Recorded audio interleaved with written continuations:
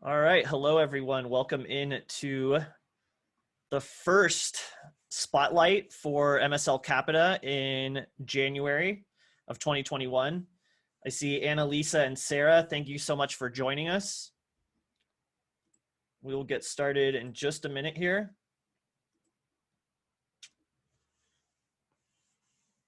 And feel free to lean on the chat room. We're going to be doing a lot of discussion. I'm going to be asking some pretty pertinent questions related to esports. So feel free to use the chat room. And we've got our good friend Andy, who will be joining us as a moderator. So if you have any questions, feel free to reach out to him. And again, thanks for joining us on a Friday. Great way to kick off the weekend by talking some esports, scholastic esports.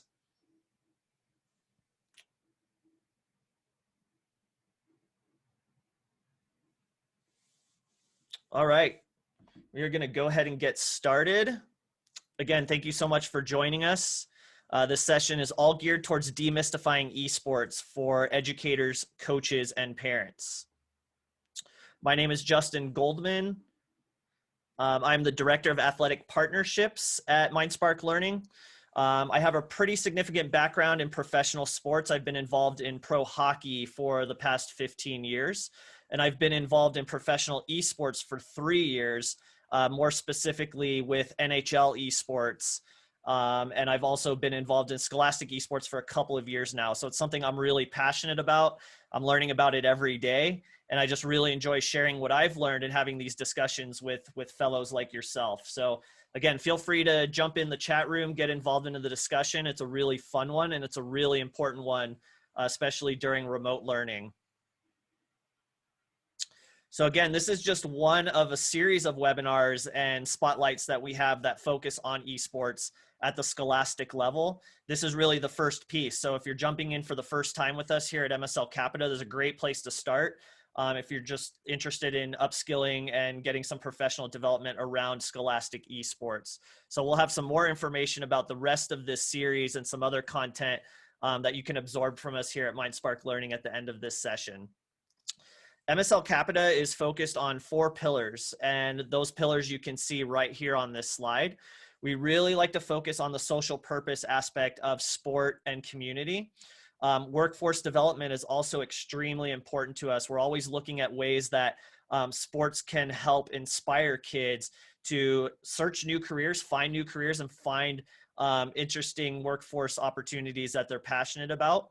And then we're always researching the latest technology that helps advance careers for students and athletes of all shapes and sizes. And that human element becomes extremely important as well, really looking at the holistic development of the athlete. You know, here at MSL Capita, we see athletes as humans first and machines second. So that's a really important part of the program here at MSL Capita. So to start off with, we're going to start with a quick little exercise. There's this amazing resource. It's free for anyone, and it's something that you can use with your students or in your own esports program called Crazy Games. So what you're going to do, Andy just shared the link in the chat room. We're going to take 5 minutes to just kind of take a look at this website. I have it pulled up here now on the screen. It's got hundreds and hundreds of free games that are very casual and fun. And all you're going to do is take the next 5 minutes to dive into this website. You can pull it up on your computer or on your mobile device and just scroll through, find a game that you think you really like, and dive in and enjoy for the next 5 minutes.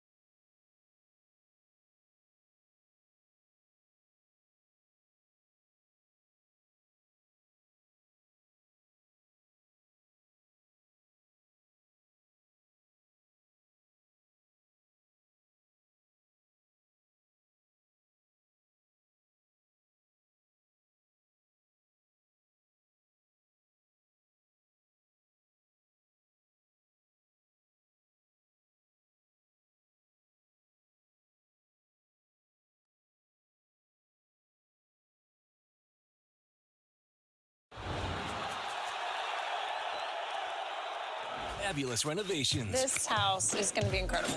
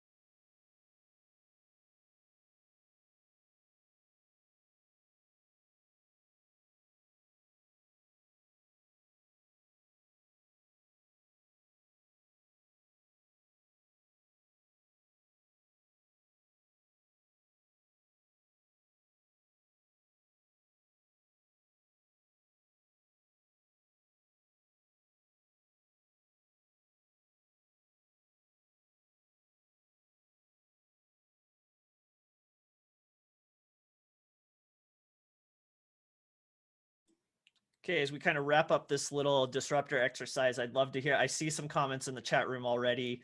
It looks like Slither, Sarah was playing Slither. I see Evo Wars. I'm a big fan of all the racing games. And so as we kind of close out this exercise, you already kind of shared what games you were playing, but what was your experience like overall? Was it easy? Were you able to figure out the controls pretty fast? Obviously, you heard on my computer there was some ad playing in the background, so I know that's one of the most frustrating things we deal with when we're playing casual games online, is dealing with the frustrating ads and just getting to the point and wanting to play. The nerdy spelling games, those are really fun as well. I know I play Words with Friends with my wife all the time. We really enjoy it. Anna Lisa is saying simple to understand, ads and slow response for some of the games. Great. Well, that's really cool. I appreciate everyone participating in that little exercise. And I think it's just a great way to kind of dive right into, casual gaming and mobile gaming, which is just become an amazing, amazing, strong industry around the entire world. And what I wanted to do is kind of ignite the discussion around demystifying esports. Is what is a common perception of gaming? What do you see when you see a controller? What words come to your mind when you think of gaming or gamers or esports? Feel free again to share that in the chat room. There are so many commonly held stigmas surrounding gaming and what gamers are like and what kind of lifestyle they lead. over the past 20, 30 years that have really held back the idea of scholastic esports and integrating esports into curriculum in schools.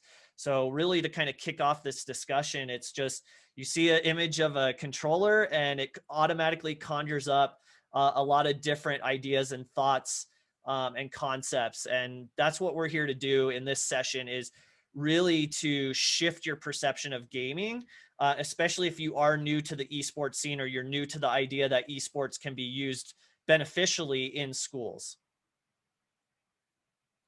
And so we're going to start by just playing this quick little video that shares a little bit more information around the perception, the long-held perception of gaming.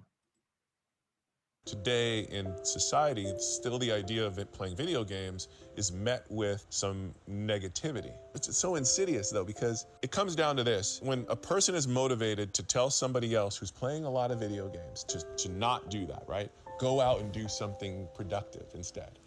They are coming from a psychologically good place. They're worried that this person who's spending all this time doing this activity is wasting their time. The reason that we have that in society feeling is because we don't have a good way of knowing where the time goes. How does that amount to something? The truth is, this person who's spending that could become interested in graphic design. They could become interested in sound design. They could become interested in management. They could become in game design. There's like a whole lot. It has nothing to do with they're passionate about something. Let them pursue their passion. That will lead to things, right? Okay. The reason that we feel this way is because we learn through people. We don't feel that way about chess. Your kid's sitting there 6 hours a day, every day of the week over a chessboard. There's this projection we make. Okay, you're fine if your kid's sitting there staring at a chessboard 6 hours because you think he's smart. But if you looked over and saw a controller in his hand staring at a screen, you just get anxiety. I just believe that as the masses become get more of these stories, and esports is leading that narrative, that's going to create anxiety relief for all of us who have this anxiety about it. And it's also going to create all these opportunities for all of us too. Thanks for watching. Today in society. Okay, so I love that video. It's very short and straight to the point, and it really does get you to think about those perceptions of gaming. And that's exactly what we're here to do, is to shift that perception a little bit and get you to understand that there's so much value to the gaming experience and what it brings to kids of all types and all demographics, and all kinds of learners as well. And we're going to just go ahead and dive right into some myth busting, because I think it's really important to clarify some of these things and help you as educators and as coaches understand that these are weapons that you can use when it comes time to building an esports program or getting more interest or support from your district or from leaders in your school. So the first one, and I think this is probably the most prevalent one that we deal with in the esports industry, is that gaming is linked to violence. But over and over again, for years now, there's probably over 100 studies that have come to the same conclusion, that there's absolutely no direct link between gaming or esports and violence. And this is a long-held misconception around gaming for a bunch of different reasons. It's really rooted in society, but time and time again, research shows that there is no link, and that's extremely important, especially when it comes to sharing the benefits of esports with parents. The reality is, the fact is that gaming develops cognitive skills, endless amount of cognitive skills. And some of those cognitive skills that you're going to learn through gaming and esports is things like spatial awareness, memory, focus and attention, dual tasking, strategic-based communication, improvisation, problem solving on the fly, mental flexibility. All of these skills are being developed when kids are playing video games and when they're involved in an esports program. So that's a really simple myth for us to debunk and to help further, this idea that esports is beneficial for schools. The next one being gaming is a waste of time. The video that we just watched eloquently said and showed like the difference between video gaming and spending hours doing that and something like chess. As long as the individual is immersed in a learning experience, and we know that learning happens everywhere, how can that really truly be seen as a waste of time? So the fact of the matter is that gaming builds soft and hard skills. I already listed some of the, cognitive skills that research has shown to develop in individuals. But the fact is, it goes well beyond just how it benefits your brain. It's also going to develop communication skills. It's going to help develop relationships with other students from other demographics. It's going to build relationships with coaches and teachers that are involved in the esports program.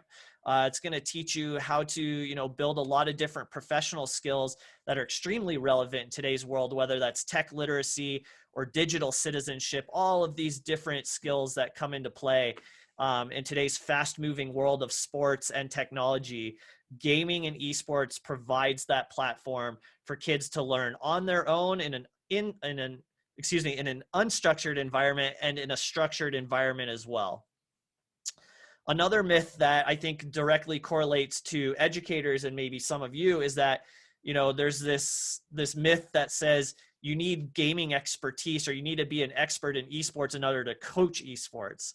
Again, that couldn't be further from the truth. The reality is that as long as you have a passion for gaming or you have a passion for supporting kids that have a passion for gaming, you can be a coach. Okay.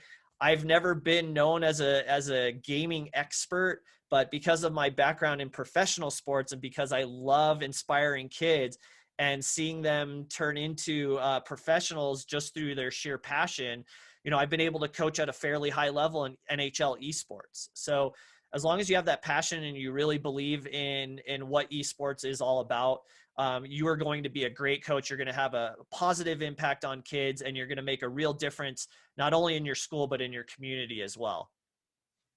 And last but certainly not least, there is this long-held myth that esports isn't a real sport.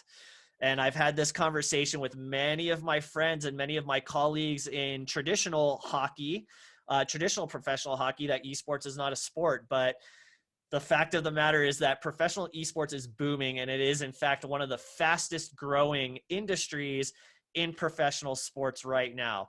And even if you go look up government rules on immigration laws, they actually title esports athletes as professional athletes when it comes to crossing the border or getting visas in order to travel and compete in some of these tournaments. So that's just one example of how much professional esports has grown just over the past 4 or 5 years. And to take a little bit of a closer look at the esports boom, I provided this great resource from Statista, which just shows the numbers of the video game industry sales in the United States just over the past 3 years. And the COVID pandemic, especially since March, when everything kind of fell through, it blew the door wide open for esports because traditional sports was forced to be put on hold for quite a long time. So now that we've kind of entered 2021 and we've been able to look back and see the results and the numbers and the statistics of the growth of esports in 2020, there's no turning back now. It's just, yes, there will be a little bit of a slowdown in terms of growth, in terms of sheer numbers, but the impact and the influence that esports and gaming is having on our culture of sports worldwide is not going to slow down. It's going to continue to have a far-reaching impact. And that's going to create this amazing talent pipeline from, grade school levels all the way up to the professional ranks and into your adult life. So it's really important that educators and schools, create this platform where esports can thrive and kids can really lean into it and become inspired to, find their purpose, find their calling. And that's really why we're all here, I believe. And so talking a little bit more about that, talent pipeline is really where the focus is going to continue in this session. Similar to traditional sports, there's a long-term athletic development model for esports. From youth to the pros, you're going to be able to have kids that develop physical, mental, technical, and social emotional skills, while also, again, creating these new ideas and these passions for a long-term career and those lifelong connections and relationships and friendships that are so important to just living a happy, healthy life. And so we see that talent pipeline start at the scholastic level, go through college and up to the professional ranks. And that's, again, where we're going to focus. So we're going to start with scholastic esports. That can be grade school, and that can obviously be upper school as well, like high school age kids. So we'll start with this video from NASEF, one of our partners, which is the North American Esports Federation.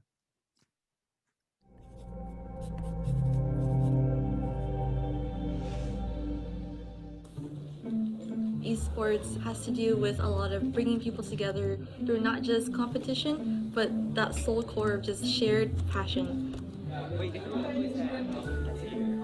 I'm a huge proponent of gaming, especially as a way to reach kids in education. And so when I heard that UC Irvine, in collaboration with Orange County Department of Education, in collaboration with the Samuel Foundation, are having this big esports push a year or two ago, it was a no-brainer for me and for our school here. Because I know, these kids, they're all about gaming, they love it, and it really is a way that we can meet them where they are. I don't play games fairly often, but when I do, I'm entertained. And the reason I joined the esports class was because of the entrepreneurship also. And it's very different from just a regular class. It gives you an open-mindedness about new things that are happening in the industry and the world. Here at Samali Academy, there's 9th through 11th grade, where each year has a different specification for esports. So 9th grade with game design, 10th grade with entrepreneurship, and 11th grade marketing. And each class is dedicated to helping teach those kids those specific parts of esports along with English. The English classes really is about meeting kids where they are. Oh, my class subject is esports English. This is a new experience.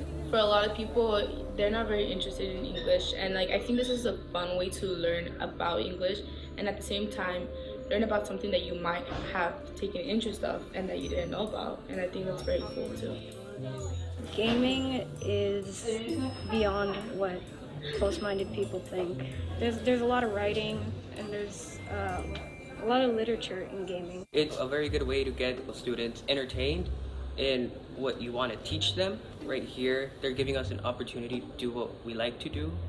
So some examples of what we've done in our esports class is that we had to make our own video game, and it was a storyline that happened to us. And for example, mine was getting lost in New York, and we made a video game about that. I'm actually very shy and I don't collaborate a lot with people and socialize. But this time, it made us all collaborate with each other, and it made us think together and try to be a team. And the same things that they liked, I liked, which is even crazier. And it actually made me want to work and want to finish our storyline. Our mission here is to serve a diverse population, and some of that diversity includes kids who are well behind academically and motivationally. And we develop these esports classes around the idea of meeting kids where they are. Where when I was in school, I was never taught to collaborate. I was never taught to communicate or think critically, but through the lens of esports and STEM, these kids are gaining those soft skills. It gives them a reason to buy in. But if you can put them in a healthy situation and structure some curriculum around it, and watch the teamwork, watch the collaboration, watch the skills start to develop within that young man or young woman, they're gonna go, wow. Watch it transform when they get into the world of video games.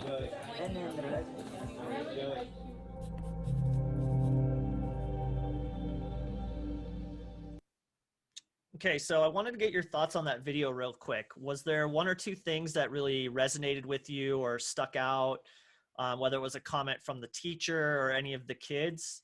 Go ahead and share your thoughts in the chat room. I'll take just a few minutes to kind of reflect on that video.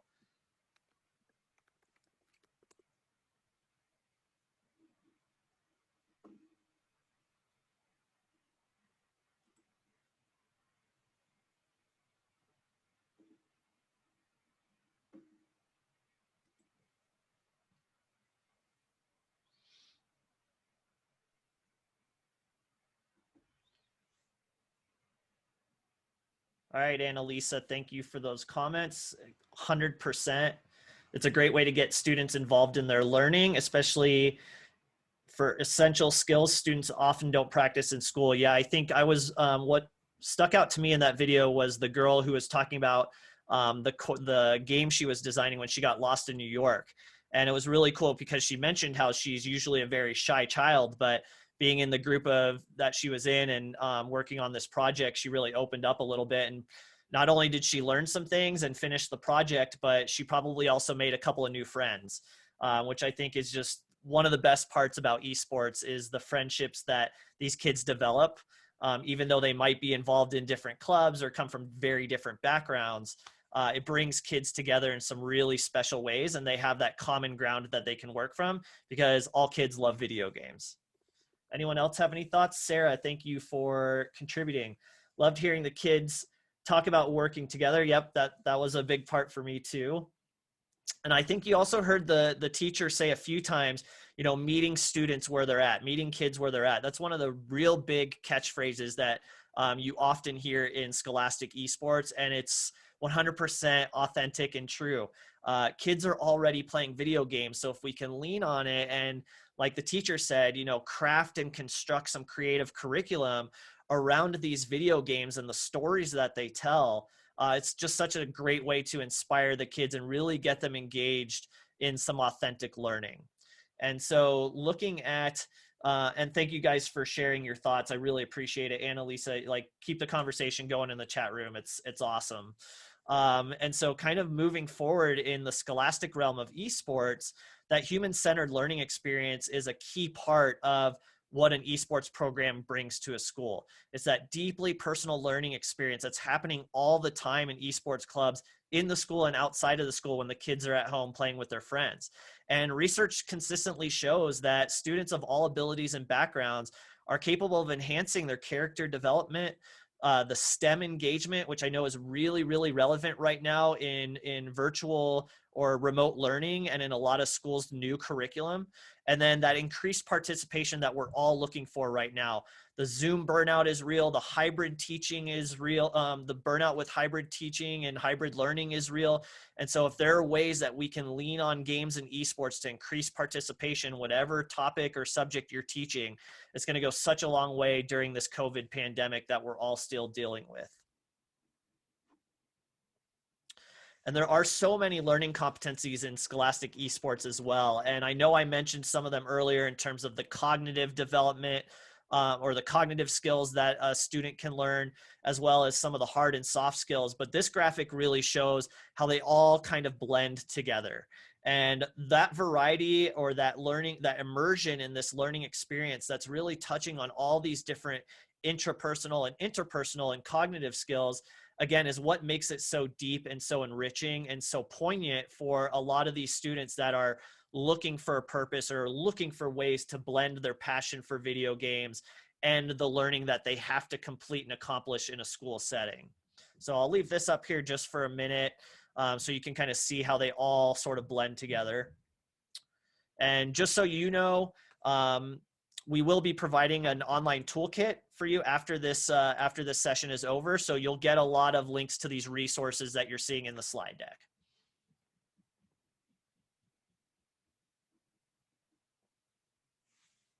Okay, and this is a game that, again, as educators and as individuals who are interested in learning more about esports, you may have seen this game before. Minecraft, the Education Edition, is one of the most popular video games that kids are playing on their own and in schools. And it's quickly also developing into an esport. So it's starting to become a little bit more, there's more of a competitive slant to the game.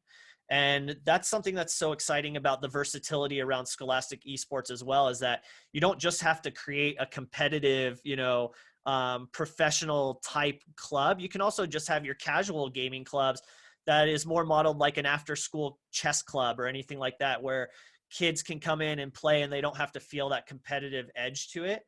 But either way, there's so many opportunities that are being created by just meeting students where they're at through these different clubs. And if you haven't already before, I highly recommend you check out the Minecraft Education Edition. It's pretty amazing the kind of different activities and challenges you can share with your students, and as well blend it with STEM curriculum as well. It's pretty endless, and that's what makes the game so exciting and so robust. Sarah said she used Minecraft with her 1st through 5th graders. So easy to tie into content standards. And that's really exciting for educators, is there is no limit. Like, the only limit is your own creativity in terms of how you blend an immersive game like Minecraft with that curriculum that you have to meet at the state level. One other aspect of esports at the scholastic level that's really important is, again, going back to kind of our 4 pillars here at MSL Capita, is that social emotional learning component, that human element where we really want to engage individuals on a personal level, so that they're not just learning about the core curriculum or the core standards or the tech literacy, but they're also learning more about themselves. And that self-awareness component is so important, not only when it comes to athletic development, but again, for students as well. And that's one of the great things about next gen video games and PC games as well, is like the characters are so realistic, the graphics are so realistic, and they're so deep and dynamic that they do become great tools for work in social emotional learning. And that's just something that happens naturally with us as human beings. We resonate and we relate with our favorite characters as we go through the journey of a game. One of the first games I ever played was The Legend of Zelda, and I'll never forget, like, sometimes I wake up in the morning and I hear the music, you know, that really legendary music, that theme song, even though it was just 8 bits, 8 or 16-bit music back then, you know, it sticks with you for a really long time because it has that impression on you when you're younger. So that's really the next question I wanted to ask you individuals here in this session is, how can we use video games to teach skills like empathy and emotional awareness to kids? So as I queue up this next video, I want you to think about your all-time favorite gaming character. There's a lexicon of video game characters out there, from Mario to Luigi, all the way up to Ivor from Assassin's Creed Valhalla, which is a game I'm playing right now and I'm really, really enjoying on the PlayStation 5. So feel free to share that in the chat room if you'd like. Otherwise, just keep that in mind as we queue up this next video, because this next video is really, really important. And there's one character that I've really come to love over the past couple of years, is Senua from the game Hellblade. And I'm not sure if any of you have played this game before, if you've heard of it, but this game is amazing in the way that it was constructed and developed to really help individuals play the game with empathy. Okay. And so here's the next video. Sarah, Mario and the Flying Raccoon Super Mario Brothers 3 was my favorite. That's awesome. Thanks for sharing. All right. So this is how a video game company is stressing empathy through the game and through the character that they've developed. When you see those gratuitous advertisements of people suffering in countries... Here we go.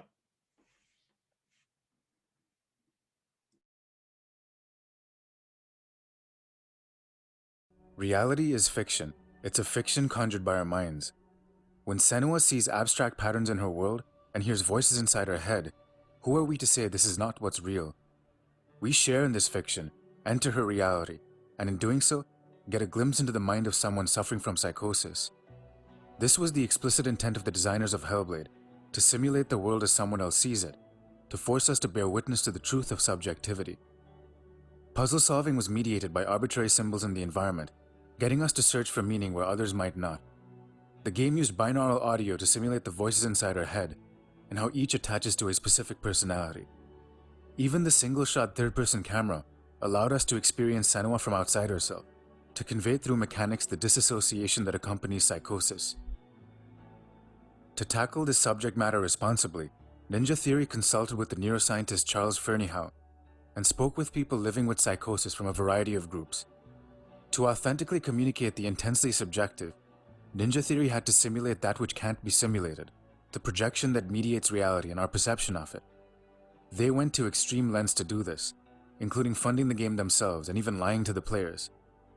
Yes, at the beginning of the game, when it tells you that you have a finite number of lives to live, that was a lie. It was a lie to communicate truth, the truth of living with paranoia. Apart from generating controversy around its launch, the game was a success, justifying Ninja Theory's dedication to the project and winning awards for narrative direction and advocating for change. There is something particularly harrowing about playing the game. It's an uneasy sense of being both you and another. She is suffering, but so am I. I am living her story. There's a word for it, I know. Empathy. Empathy isn't just about being able to take the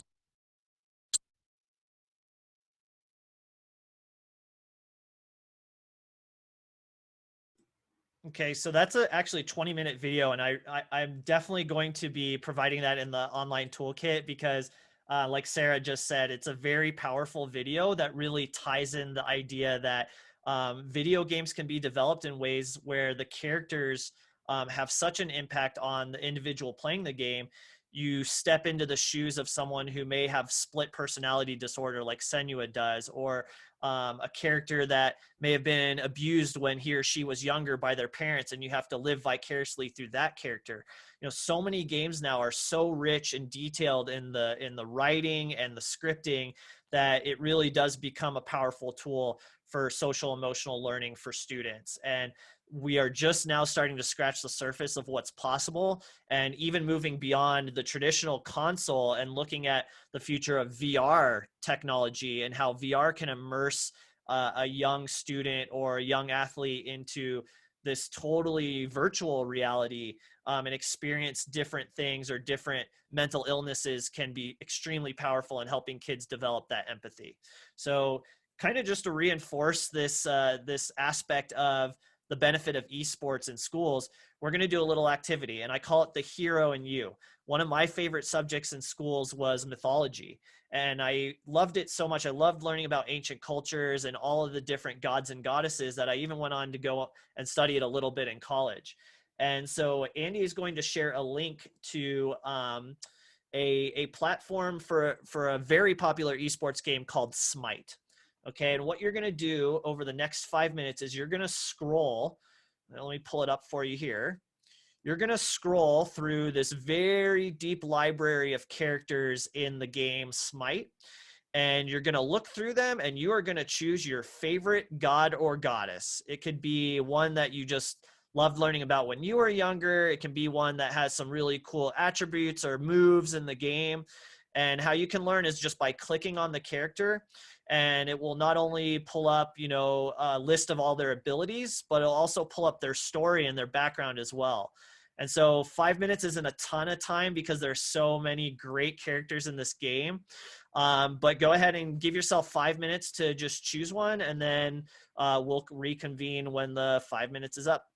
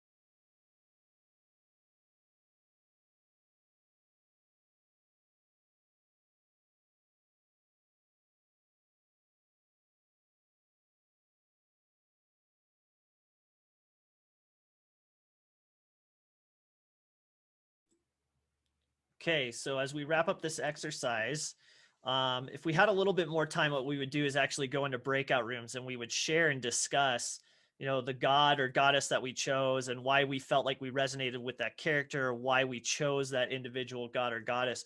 But go ahead and, you know, share that in the chat room. I will reveal the god that I chose. I chose Uller from Viking and Norse lore. Just because I think he's got some really cool traits and abilities. I love his backstory as well, and I'm a really big fan of Viking culture. So that was my choice. So go ahead and feel free to share that in the chat room as we kind of move on here. And again, these exercises that we're participating here in this session, these are great exercises for you to use with your own students in your own esports club. Or in your own group. So really cool game. It's a very popular esports title. And one of the reasons why is because there's just so many dynamic characters with so many great traits and attributes that you can upskill and develop. Annalisa chose Amaterasu. Very strong and brave. Awesome. Yeah, that's so cool. I just love this game for that reason. I've always resonated with the Norse god Thor, how fearless he is. That's a good one. I'm all about the Norse gods and goddesses. So thank you guys so much for sharing. Okay. So now we're going to transition to collegiate esports, because as that pipeline continues to develop talent at the scholastic level, you know, kids are always looking for opportunities to merge their passion with opportunities to continue their education at the higher levels. With viewers, sponsorships, and prize pools now outpacing even some traditional sports, video games are suddenly a more viable career path than ever. At schools like Maryville University and Columbia College in Missouri, there's a hope in the back of players' minds that their talent might get them noticed. My biggest passion in life is competitive League of Legends. I never expected to be like a professional gamer. You never thought about that growing up? For being less than a decade old, professional League of Legends is in a pretty good place. Pros on the North American circuit can rake in a six-figure salary. The biggest annual tournaments put millions of dollars on the line. And esports as an industry now supports more careers, from coaching and broadcast to programming and graphic design. Some players even make a living streaming gameplay on platforms like Twitch. And by most counts, League of Legends is the most popular online game. Last time Riot Games talked about stats, 27 million people logged in to play every day, and 43 million people tuned in to watch streams of the 2016 World Championship. That's approaching the popularity of some World Series or NBA Finals games. So why not go pro? Players are already putting in the focus and the hours to make League of Legends a full-time job. Their performance shows that all the teamwork and communication they've honed works. The best college players are among the most skilled in the world, in the top 10th of 1% of everyone who plays League. As they say, academics come first. But players know if they're good enough, they might get other opportunities. I want to be a professional more than like anything ever. Well, the hope would be like to do it professionally, right? But the realistic goal is to get a job with my computer science degree. Coaches are also aware that their best players might get offers from pro teams. When opportunities come up with professional team after you play, it's kind of hard to turn it down. And if it does happen, I wouldn't be opposed to letting them go for that. It's good for them.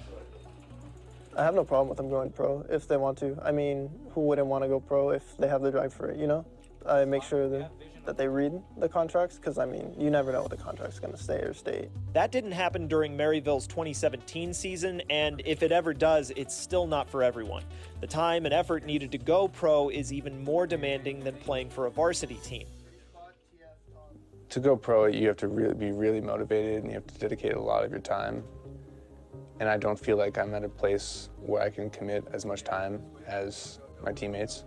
Andrew Smith is pursuing Maryville's Rawlings Sport Business Management degree. He expects to graduate in 2019.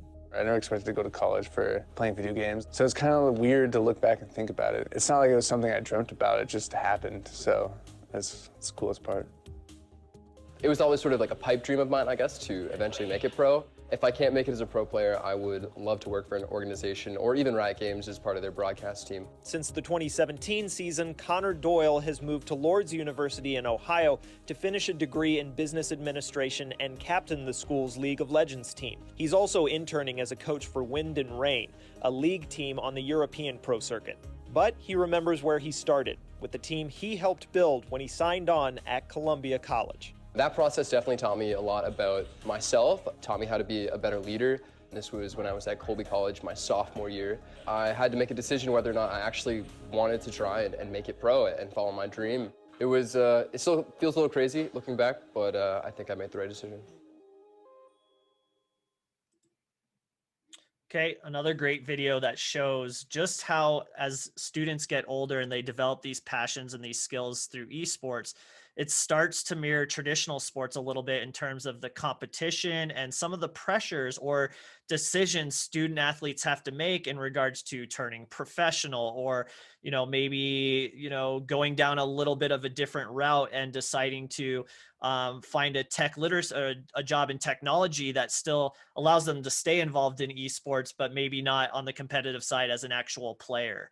So as that starts to model and kind of mimic traditional sports, we start to see just how valuable of an experience that this can become for that entire talent pipeline that really starts in the grade school and at the younger levels. College esports is something that we are here to debunk as a myth as well. A lot of individuals and a lot of education leaders don't realize that there are over 200 colleges now that are offering legit, full ride or partial ride scholarships for esports.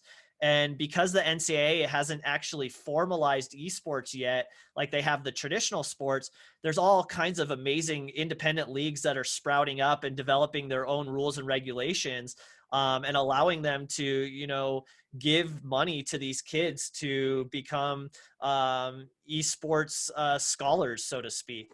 And so NACE, which is the National Association for Collegiate Esports, and TESPA, they have hundreds and hundreds of clubs that are participating. And you can see this graphic right here that is actually from wired.com, showing just how many millions of dollars schools and colleges are providing for those scholarships. So every year there's more and more scholarships available. More and more colleges are building esports arenas on their campus. It is really starting to become part of the athletic culture of these universities. And that convergence piece is something we're going to spend pretty much the last 10 minutes of our session talking about. Here's another great graphic that just shows the number of colleges that are offering scholarships. This is from early 2020, so you can drop a bunch of these like brown dots on some other states and some other areas as well, because the numbers continue to rise. And one of the things we talk about, and this really stems from the scholastic side, not just on the collegiate side, but NASEF has provided this awesome infographic that shows just some of the awesome careers, legitimate careers, relevant careers that are being developed through the esports industry and through the gaming industry.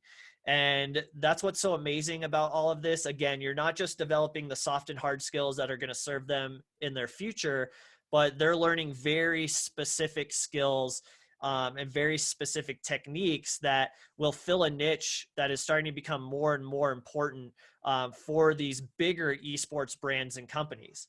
And so this is a great opportunity for us as educators to transform some of the challenges that we're facing in remote learning by meeting students where they're at and giving them this opportunity, or taking advantage of this opportunity to blend curriculum through esports in ways that, keep students connected to each other, inspire their inner creativity, and also provide just a fun and relaxing way to kind of push through some of the stresses or some of the mental drain of hybrid and remote learning. So that graphic's really important. Again, it's one that we love to share here because it just really shows you all the different realms and different paths that students can take.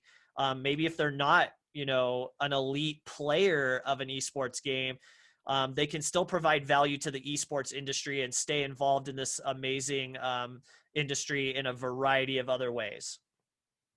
So those careers in esports are sprouting up every day. I hear this statistic. I don't know if it's still accurate in heading into 2021, but for every esports event, there's 4 or 5 jobs created around that. And so what we're going to do, again, real quick challenge on this next slide, take just 1 minute and see if you can list in the chat room as many different jobs or careers that you can possibly find. Okay. So here we go. How many jobs or careers do you see from this one image? Okay, this is from a pretty high level pro esports competition. And again, any jobs or careers that you see in this image, just go ahead and share in the chat room.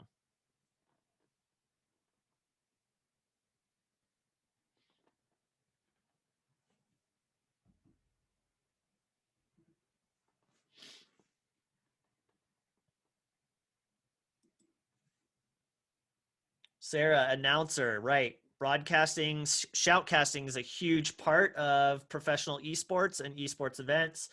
Graphic design, sound administration, electrical engineering, interior and design, like actual stage setup, lighting design, these are awesome, exactly. Boom operators, IT support, crowd control and security, network security, obviously a huge one when you're running a live event. Shoutcasting, players themselves, the coaches, obviously, right? The coaches are a big part of, getting the team amped up and ready to compete. I love how we can see the broadcasting set here in the bottom left corner. Okay, so you've got director and producer, food services, right? I mean, when you're in an arena like this and it's full of 10,000, 15,000 people, it's just like any traditional sporting event. All right, awesome. Thank you guys so much. So now the last little section we're going to talk about is professional esports. And this is an area that I am really passionate about. I love all realms of esports, but professional esports is so exciting because it is competitive and you really have to make sure that you are inspiring these kids and developing their mental games as well as their physical skills. These are professional video game players, training like a professional athlete. A fraction of a second in this business can mean the difference between millions of dollars. And if we can eat right, or we can sleep right, or we can train right to get that fraction of a second, then we're gonna do it. We're gonna hoist trophies. They're an esports team playing Counter-Strike. And they're training in a way that's new for professional gaming. 1, 2, 3, go! It's part of a much larger shift happening in the industry. As more money pours in, esports is starting to look a lot like traditional sports. No, I don't think the average person has any idea how sophisticated the operations are at a top esports team. This team is part of a massive gaming franchise called Complexity, which manages 9 teams that compete in more than 200 competitions around the world each year. In 2017, the owner of the Dallas Cowboys invested in Complexity. And last year, 2 of their teams moved to Frisco, Texas, to live and train alongside the NFL team. By April, they will have their own facilities on campus. Esports 1.0, players lived in mom's basement and practiced with their teams online. Generally, they'd only seen their teammates once or twice a year at the big LAN events. Esports 2.0, gamers could come, live with their coach, live with their teammates. They'd get better a lot faster, but the problem was it wasn't a wholesome lifestyle. Lake says we've entered Esports 3.0. Players still spend a lot of time playing and practicing, as much as 12 hours a day sometimes. But they also live healthier, more balanced lives. They're going to talk about time management, you're going to talk about physical fitness, you're going to be talking about eating right, you're going to be talking about making sure that you're in healthy relationships, talking to the media, growing a brand, a number of different things. Complexity hopes this kind of training will give their players an edge. Esports is a $1.5 billion industry. Okay, just wanted to stop there so you could get an example of how we're seeing traditional sports at the professional level merge with esports at the professional level as well. And as we kind of wrap up this discussion and this clinic, this is a slide that I really love to share, and I share it all the time when I'm having discussions. Is if you go back 5-6 years ago, the prevalent way of thinking was that esports is not a sport. And then in 2020, COVID hits, and all of a sudden esports is the only sport. And now, because the esports industry is so large, it's so many billions of dollars, there's so many big brands involved in it. We are getting to the point now where we're even seeing NFL owners like the Dallas Cowboys, take ownership in esports clubs as well and bring them into the mix of that athletic development experience. So it's really funny how things have changed just over the last 5 or 6 years, but it's blowing the door open for kids to chase their dreams and still live that pro athlete lifestyle, even if it's not in a traditional sport. And one of the ideas that we really focus on here at MSL Capita in our esports program is this idea of convergence. And convergence is just what we've been seeing throughout this whole session. It's that blending or that synthesis between traditional sports and the industries around it, and esports and the industries that surround it as well. And as these things start to merge together, it creates all kinds of new opportunities that are happening every single day for kids. And it's really starting to fundamentally change the way we consume or perceive sports news and all of the different drama that's surrounding athletes right now. And it's also changing the way we connect with each other and connect with fans and communities in the sports world. So this idea of convergence, you've seen a couple of examples of it already. It's something that we really lean on here at MSL Capita because it blends all of the different pieces together beautifully. And again, it really allows an individual or an educator to lean on their creativity and just continue to explore new ways to inspire kids. And so I wanted to close with a couple of more relevant or more recent examples of convergence. And one of those being Spotify, which is one of the largest music providers online, and Riot Games. Okay, one of the largest esports organizations out there and one of the largest game creators. And what they did is they merged together to create just a real simple playlist for gamers. And it's been one of the most successful and most often played and downloaded soundtracks in Spotify's library. So bringing together, music and the culture around esports has been a win-win situation for both brands. Another example is the Madden NFL 20 challenge, when you've got gamers that are actually competing on the biggest stage to win thousands of dollars in this video game. The competition is just as extreme and just as intense as a traditional football game. So not only does the 17-year-old kid named Noah just win, I think it was $25,000 prize pool, but he talks a little bit about, the impact that the video game has had on him and how he's learned a lot of different social and competitive skills that have helped him become successful.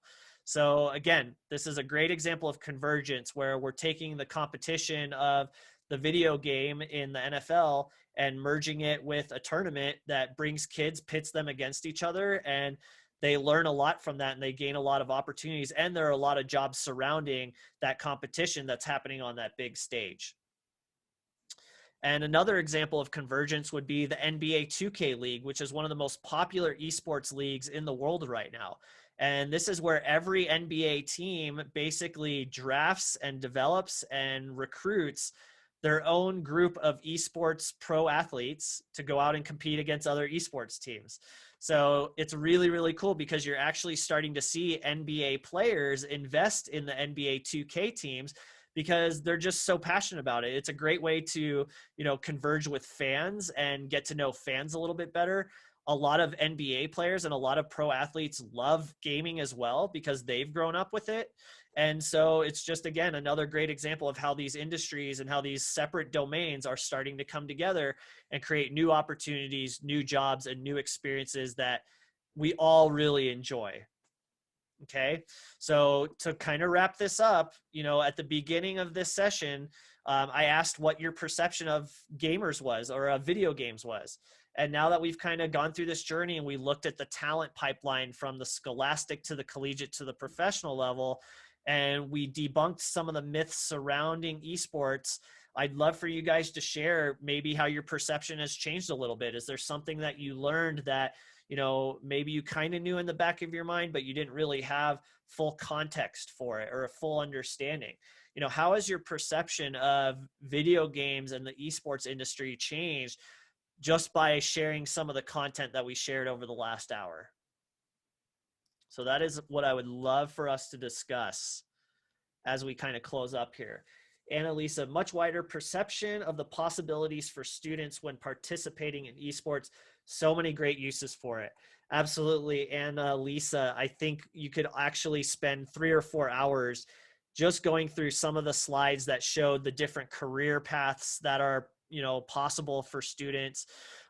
You can look at a lot of the different hard and soft skills that are developed and a lot of great techniques for developing them in the classroom. We talked a little bit about the curriculum and how wide open it is for, educators to blend it with esports and games. I mean, it is truly, truly a limitless and untapped world that we are living in when it comes to gaming and esports. So that's pretty much all we have. I don't want to go too much over our time. We're a few minutes over now, but I did want to, close by thanking you all for joining us. We have more esports programming coming up throughout 2021 and beyond. We've got a great session that's called Bringing Esports to Your School, where we really do focus on what steps an educator or a school district needs to take to integrate and build an esports program from scratch. And then we also have a great relationship with G2 Esports, one of the biggest and most popular pro esports programs in the entire world. We've gotten to know their director of player development very well. He's an amazing individual. He's actually a former professional goaltender. So we've got a personal relationship over the past few years, and he's really opened the vault, so to speak, and given us a great inside look at how G2 operates and how a high-level pro esports organization functions at the highest level on a daily basis. So those sessions are coming up in the future. Here's another example of some other sessions that we provide. And real quickly, just so that we can continue to create, the biggest and best and most impactful sessions possible, Andy's going to drop a link to a quick little survey that will provide us with some very essential feedback for MSL Capita and our program moving forward. So if you could just take a couple of minutes to take that little questionnaire, that little survey, we'd really appreciate it. And that's all I've got for everyone. I really thank you guys for joining us on a Friday, for spending an hour with us, debunking some of the misperceptions or misconceptions of esports. And I hope this has inspired you to, continue, whether it's developing your own esports program or learning about all the great benefits and taking that first step towards creating a program at your school. Just remember, you can reach out to us anytime. We're always available to, help consult or to collaborate or to share resources surrounding the esports industry at the scholastic, collegiate, and professional level. I'm going to go ahead and drop my email address here in the chat room.